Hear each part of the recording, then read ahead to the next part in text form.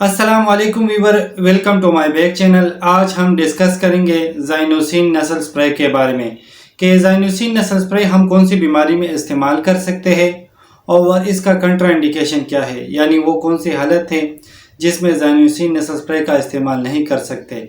ये सारा कुछ जाने इसी वीडियो में। ज़ाइनोसिन नस्ल स्प्रे का काम बंद नाक को खोलना होता है। अगर सर्दी की वजह से आपका अगर नाक बंद हो जाए तो ऐसी कंडीशन में आप ज़ाइनोसिन नस्ल स्प्रे का इस्तेमाल कर सकते हैं। और इसके अलावा अगर बच्चे का नाक बंद हो और मुंह खोल कर सोते हो तो ऐसी कंडीशन में भी आप ज़ाइनोसिन नस्ल स्प्रे का इस्तेमाल कर सकते हैं।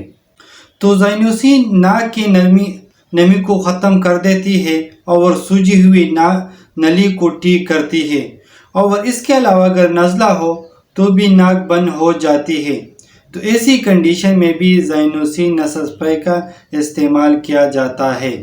और इसके अलावा किसी भी एलर्जी की वजह से नाक बंद हो जाना और इसके अलावा इन्फ्लामेशन हो जाए और नाक में बहुत ज़्यादा हारिश हो तो ऐसी कंडीशन में भी ज़ाइनोसिन नस्ल स्प्रे का इस्तेमाल किया जाता है और कुछ देर में बंद नाक को ठीक करती है।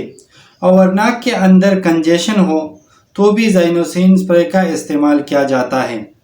अब बात करेंगे तरीक़ा इस्तेमाल के बारे में। तो 3 साल से कम उम्र के बच्चों के लिए इस्तेमाल ना करें और इसके अलावा हर उम्र के लोग इस्तेमाल कर सकते हैं और दिन में 2 से 3 मरतबा इस्तेमाल कर सकते हैं और इसके अलावा 10 दिन से ज़्यादा इस्तेमाल ना करें।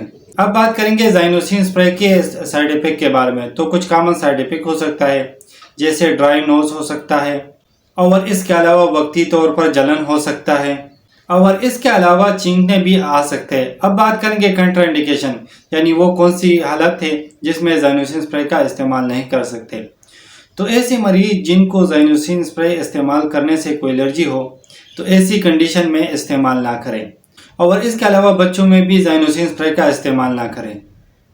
उम्मीद करता हूँ वीडियो अच्छी लगी होगी, तो लाइक कर देना, शेयर कर देना। अगर कोई सवाल हो तो कमेंट्स कर देना और अगर चैनल पे न्यू हो तो सब्सक्राइब कर देना।